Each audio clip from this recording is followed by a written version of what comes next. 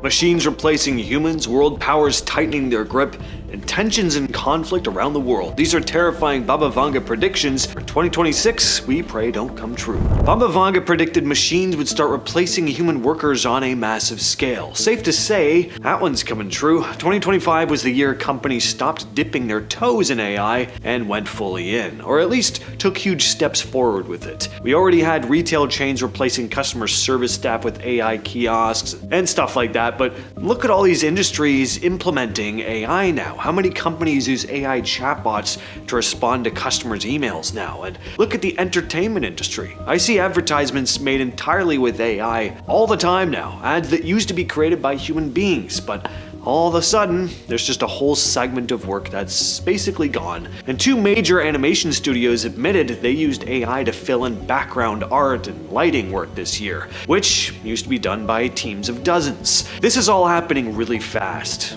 No one's easing into this. Jobs that felt safe are suddenly being automated because the tools are getting too good too fast. So if this keeps accelerating through 2026, which, do we honestly think it won't? As it keeps accelerating through the new year, we could see entire industries remade in a way that leaves millions scrambling to find work that still requires a human being.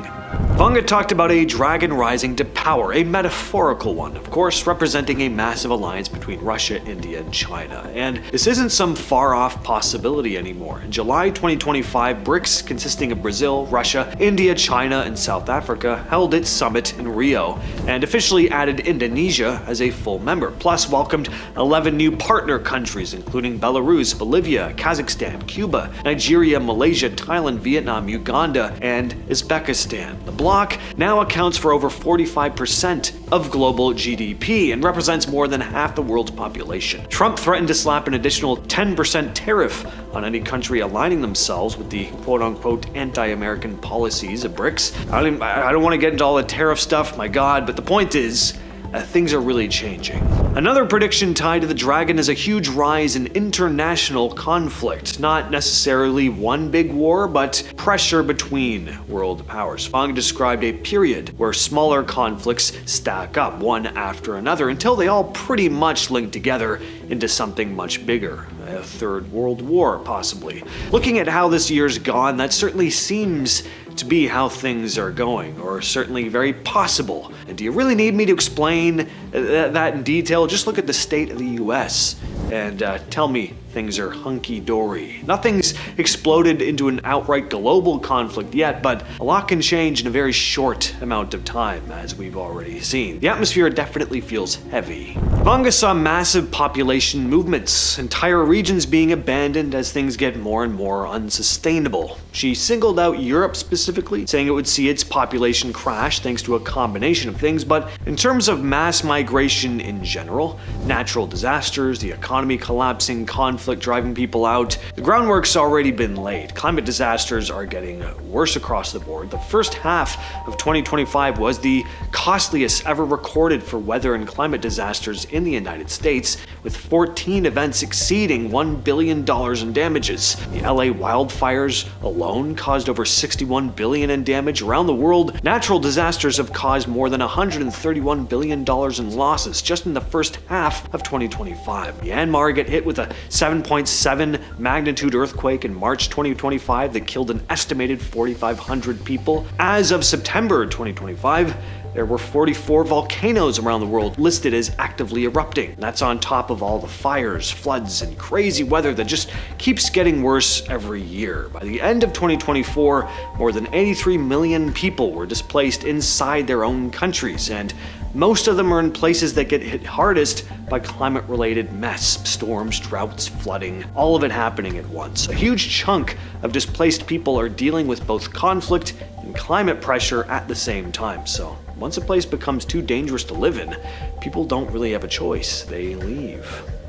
Toxic algae blooms have been killing fish in Florida, the Gulf of Mexico, and the Mediterranean. Japan's water release from Fukushima created a huge debate about ocean health. Some coastal regions in South America have already seen tons of fish dying off. Combine all that with rising ocean temperatures, which are literally the highest ever recorded, and scientists are genuinely worried about underwater ecosystems dying out. In terms of how things will play out going forward, well, multiple research groups are saying the next 2 to 3 years will basically decide if parts of the ocean bounce back or just keep getting worse. It's not an overnight thing, but the idea of coastlines struggling with contamination, dead zones, and declining fish populations, that is already happening.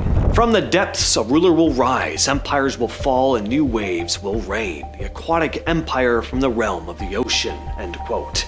Really seems like Nostradamus is entering into Aquaman territory with this one, explicitly talking about something rising from the ocean. It could be a metaphor, but with the mention of waves and an actual aquatic empire, I don't know, it seems kind of hard to read that figuratively. So what could he have meant? Well, one way to look at it, strange things are literally coming out of the water. There have been reports over the last few years of UAPs, unidentified aerial phenomena, emerging or entering into the ocean. One of the most famous is the 2019 USS Omaha sighting, where Navy personnel recorded a spherical object coming out of the water near San Diego, hovering for a bit and then disappearing. Incidents like that are rare, but they do happen, and it is becoming more common. Nostradamus wrote about earthquakes a lot, and people are linking some of his warnings to what we've been seeing lately. Seismologists have been warning about the Cascadia subduction zone off the Pacific Northwest.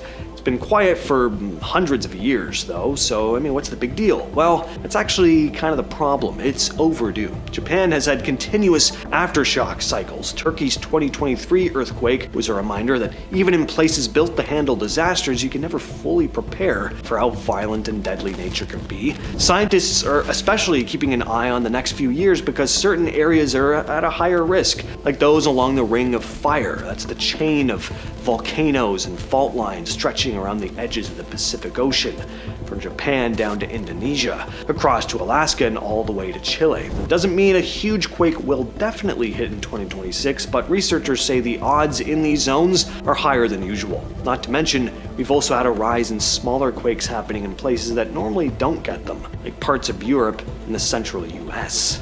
This one feels like Nostradamus accidentally predicted climate change without even knowing what climate was. He wrote about unbearable heat and people fleeing areas that used to be safe and livable. Already sounds pretty familiar. The last few summers were the hottest on record. Countries like Greece, Canada, Spain, and Algeria all saw brutal fires. US cities like Phoenix hit temperatures that used to be unheard of. Climate scientists said 2025 and 2026 could be transitional years. Either we stabilize some of the damage, or we hit a long-term warm cycle that's going to change everything. Farming to where people can live. It's not some fantasy scenario. Cities are already talking about heat migration plans, cooling zones, because their infrastructure just isn't built for this. A world drowning in plastic, governments quietly controlling what you watch, robots replacing the very workers who train them. The Simpsons warned us that 2026 will change everything. From season 27, we have an episode called The Margian Chronicles. The setup is classic Simpsons. It starts with something really simple and then spirals into something you were never expecting. So Homer steals eggs from Ned Flanders, and it ends up with the whole family signing up for a one-way mission to colonize Mars. The company behind it is called Exploration Incorporated, very similar to SpaceX or Mars One. In the episode, they originally announced that they want to have a colony established on Mars by the year 2026. But when the guys running the project, Paul and Barry, find out that a rival company is about to beat them to it, they announce they aren't waiting for 2026 anymore.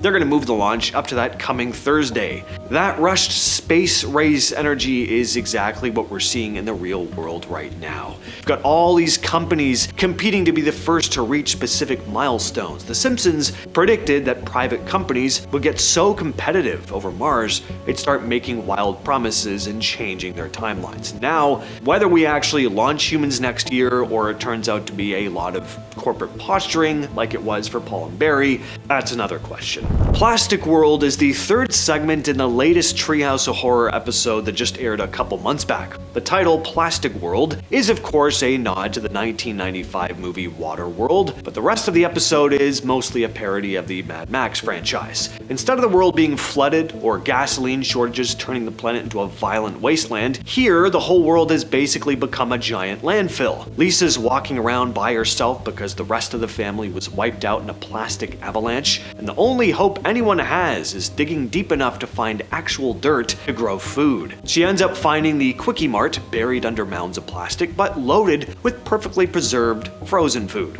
And the second there's food on the table, factions start fighting over it. Bart shows up, turns out he is alive, and is now in charge of a roaming band of marauders.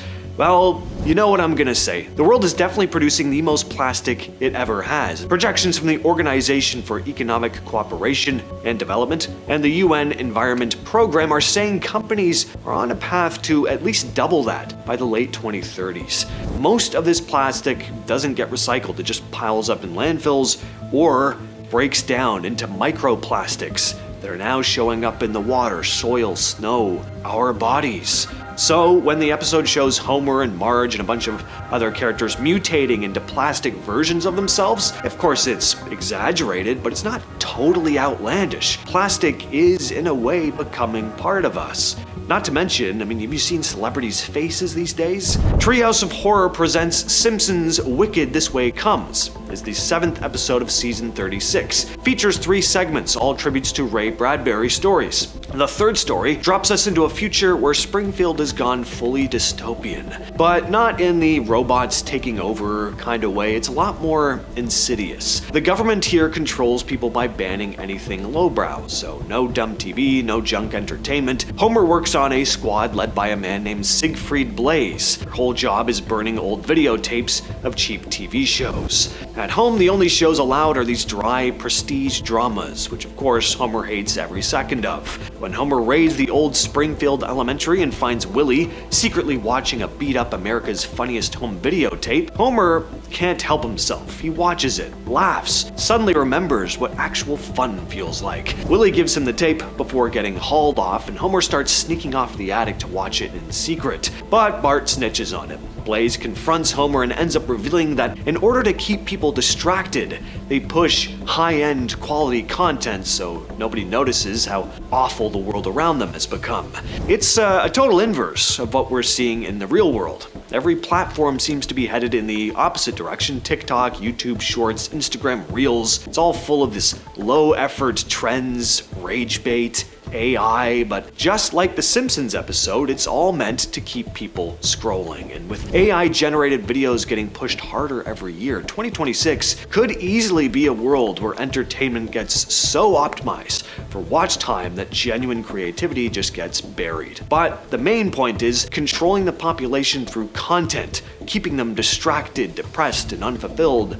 That's already happening. The episode Bart to the Future gets brought up a ton when talking about Simpsons eerily predicting the future, mainly because of this line. As you know, we've inherited quite a budget crunch from President Trump. How bad is it, Secretary Van Houten? For all 4 of you who haven't seen this episode, it takes place in the future. Lisa grows up to be the, quote, first straight female president. Now, seeing as Bart to the Future aired in 2000 and takes place 30 years into the future, that would put it in the year 2030, a year after Trump's current term in real life will end. That's pretty eerie. Now, obviously, Lisa Simpson isn't going to be president, but it is possible the United States will be in deep debt by the time 2030 rolls around. There's a very good chance. You probably don't need me to tell you that things are pretty insane right now. This prediction seemed completely insane until recently. Vanga said humans would develop actual telepathy, mind-to-mind communication, but check what happened this year. Elon Musk reported in September 2025 that Neuralink had 12 trial participants with over 2,000 cumulative days and 15,000 hours of usage. This year, a paralyzed military veteran named RJ received his implant and can now control his computer and smartphone with his thoughts. One ALS patient, Bradford Smith, is typing messages straight from his brain and even uses AI chatbot Grok to help draft responses based on notes he takes mentally. Neuralink's blind sight system received FDA breakthrough device designation aimed at restoring vision to blind people. They're planning more implants, expanding trials internationally. China's only about 18 months behind Neuralink in their own brain-computer interface trials. Technology keeps advancing like this in 2026. We're looking at early forms of actual thought transmission between devices. connect two people's brain implants through a network, and I mean, you basically got telepathy. Now, to be fair, this is something I actually am glad is happening, but it's still something people have cited Baba Vanga predicting. Vanga predicted major leaps in growing organs. In 2025, delivered. eGenesis got FDA clearance to begin formal clinical trials of their genetically modified pig kidney. The purpose, to see whether kidneys from genetically modified pigs could be safely transplanted into humans. They transplanted a pig kidney with 69 gene edits into a 66-year-old patient. These aren't theoretical anymore. These are actual human trials happening right now with real patients. Researchers at the Institute of Bioengineering of Catalonia developed technology to produce human kidney organoids at scale and successfully integrate them with pig kidneys during testing. By the way, an organoid is basically a miniature simplified copy of a human organ, like a tiny kidney or a small piece of brain that is grown in a lab dish. Scientists use them in a lab to study diseases and test new medicines. The FDA is hoping for pig kidneys to last about 30 years in humans once this becomes standard practice. In the very near future, this could accelerate to where genetically modified organs become standard, and the organ transplant waiting list could actually start shrinking. People who would have died waiting might live. Life expectancy could legitimately push past 120 if this technology scales up and becomes more accessible. Again, admittedly, another prediction of hers we do hope comes true, but this next one is a toss-up. This is the prediction everyone either dismisses, is terrified of, or, if you're a sci-fi nerd like me, gets very excited about. Vanga said humanity would make definitive, undeniable contact with extraterrestrial life in 2026.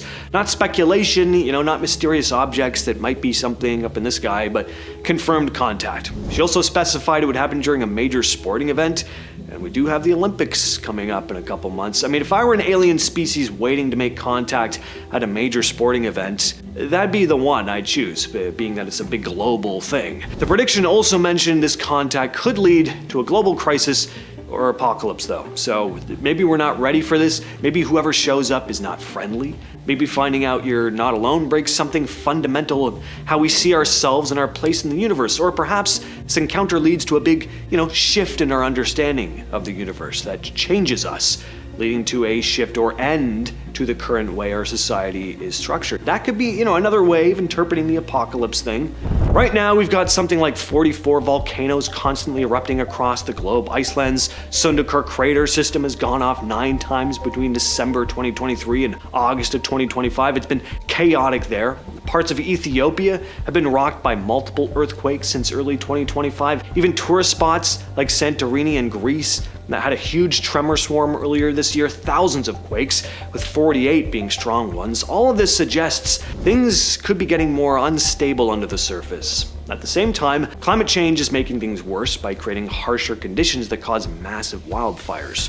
For 2026, Vanga saw this ramping up significantly. Dormant volcanoes that haven't been active in centuries suddenly waking up, major earthquakes, massive flooding, the kind of disasters that make places unlivable for months or even years. And I know I keep touching on this, but Baba Vanga also ominously predicted environmental collapse entirely. The first 6 months, as I said, of 2025 hit the US with the most expensive run of weather disasters they've ever seen. And the whole world is facing an estimated $145 billion bill this year just for things that were insured. And that number keeps going up every year. It's been over $100 billion for 5 years straight now. The actual total damage is way worse than that. We're seeing the scary signs everywhere. Oceans rising, extreme weather becoming a constant problem instead of a rare one. Places that used to be great for farming are simply burning out. Drought is the single biggest enemy to agriculture, hitting places like Mexico, where drastically cut corn crops in 2024. The whole thing creates a massive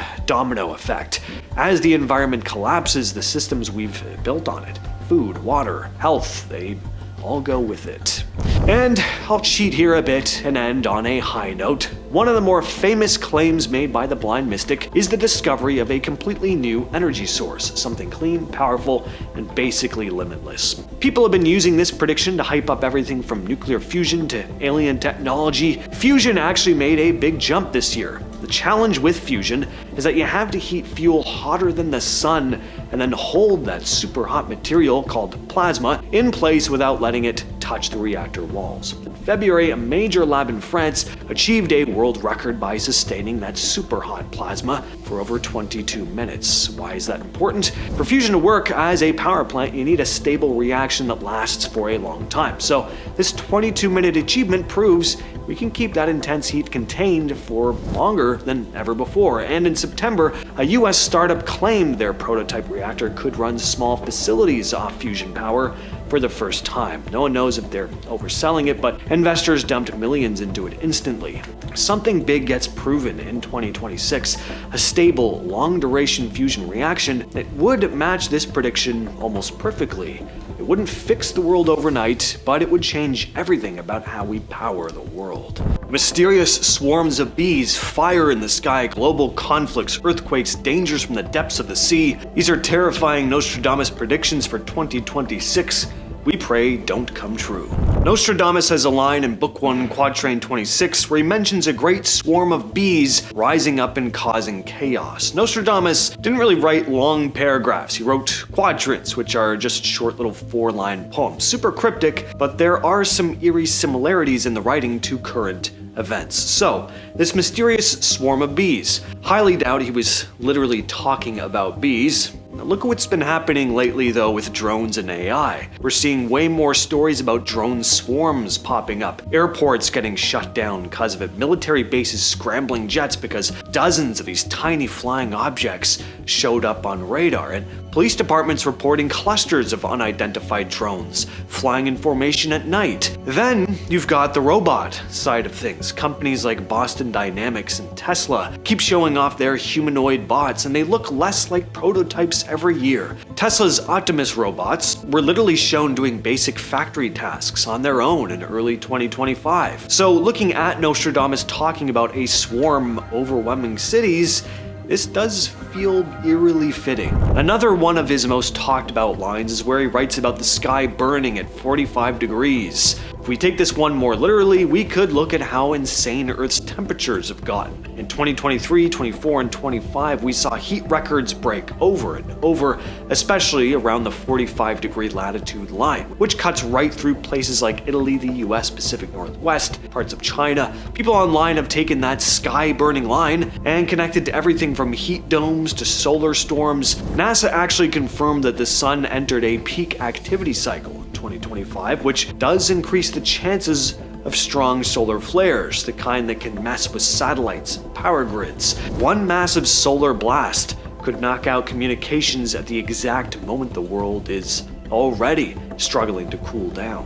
A new conflict brews. In this quatrain, Nostradamus talks about two major powers drifting toward a massive clash, and nations pulled into the chaos, whether they want it or not. And yeah, nobody has to reach very far to connect that to what's happening today. Tensions between the US and China haven't slowed down at all. Russia's situation that I cannot discuss in detail on YouTube is still ongoing. India's rise has changed the balance of power in Asia, and smaller countries keep getting caught in the middle, especially around the South China Sea. What spooks people out about this prediction is how it lines up with recent military reports. NATO has openly said that 2026 to 2032 is the period they're worried about the most when it comes to potential global conflict.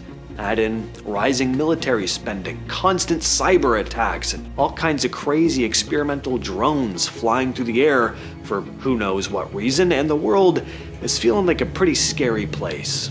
This next prediction talks about a powerful northern figure losing influence. For years, people associated it with different rulers, but recently it keeps getting tied to Russia because of how unstable the country has become. Tensions are bubbling up no matter how tightly the government tries to control the narrative. Their military has taken heavy losses, and a lot of intelligence analysts, not random bloggers but actual researchers, have said Russia could hit a breaking point depending on how the situation evolves. Nostradamus describing a fall doesn't necessarily mean death, it could be a change in power. The timeline lines up with actual predictions from political scientists who say the next 2 years are going to be extremely unpredictable for Russia. Nostradamus wasn't specific, but the idea of a northern leader facing a sudden downfall does seem to fit the current situation a little too well.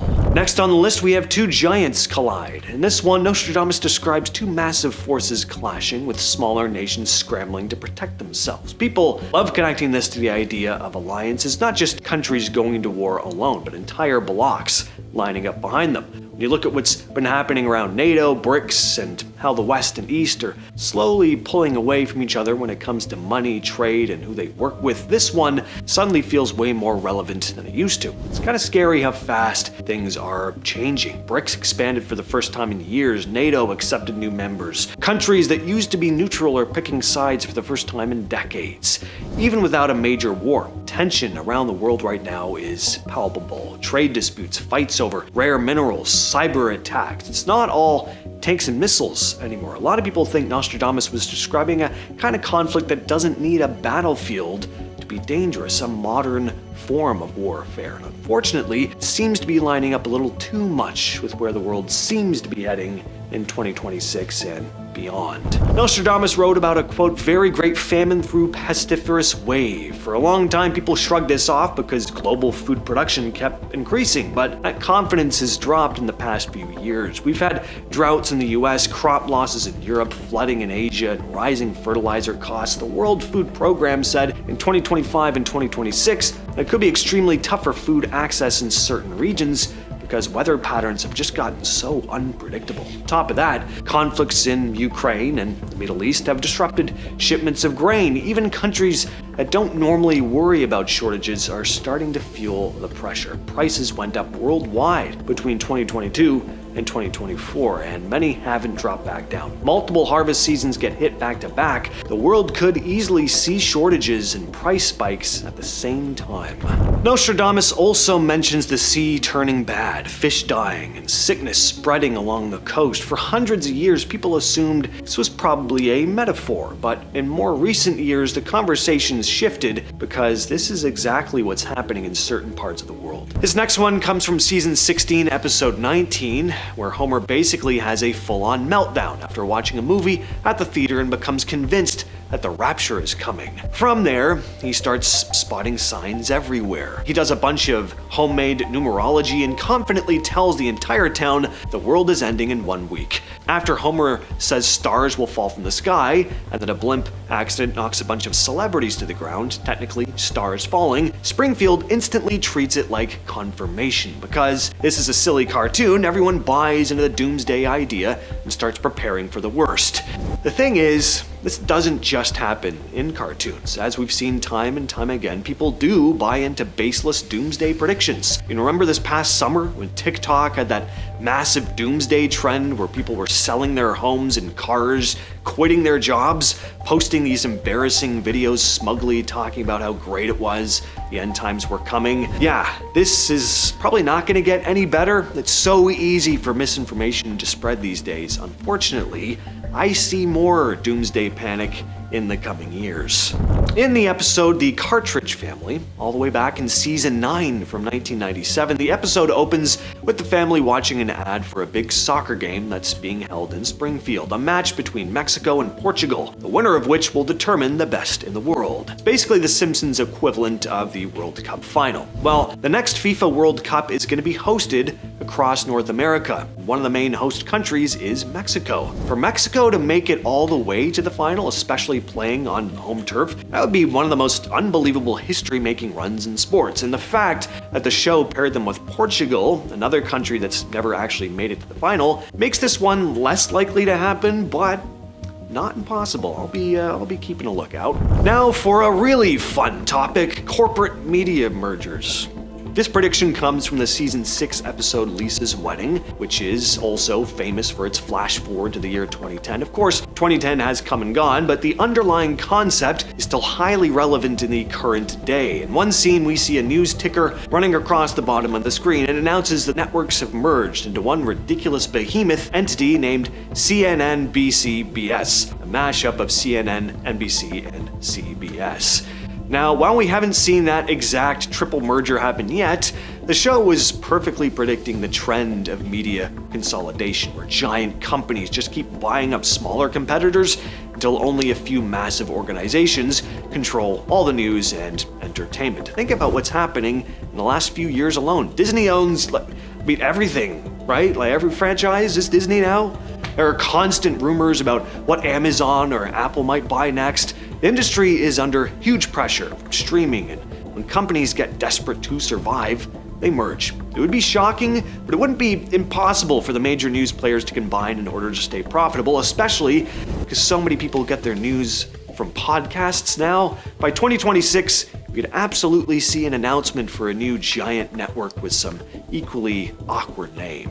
And this last prediction is probably the biggest anxiety driver for people right now: automation and robots stealing all the jobs. The best episode to look at for this is probably Them Robot from season 23. Mr. Burns is cutting costs, and Smithers calls all the power plant employees into a meeting. What's the big announcement? Smithers proudly unveils a whole army of advanced AI robots. He then tells the human employees, and this is the direct quote from the episode, "You will train them and they will replace you." That's the whole plan. To make it even better, those robots were voiced by Brent Spiner, who famously played the android Data on Star Trek. It was goofy, classic Simpsons stuff, but look at what's happening now with generative AI and automation. It's not a full robot uprising like the Terminator movies, at least not yet, but people are definitely being replaced in the workforce. By 2026, we're going to see AI and robotics move far past the typical factory line jobs. We're already seeing it take over roles in creative fields, customer service, etc.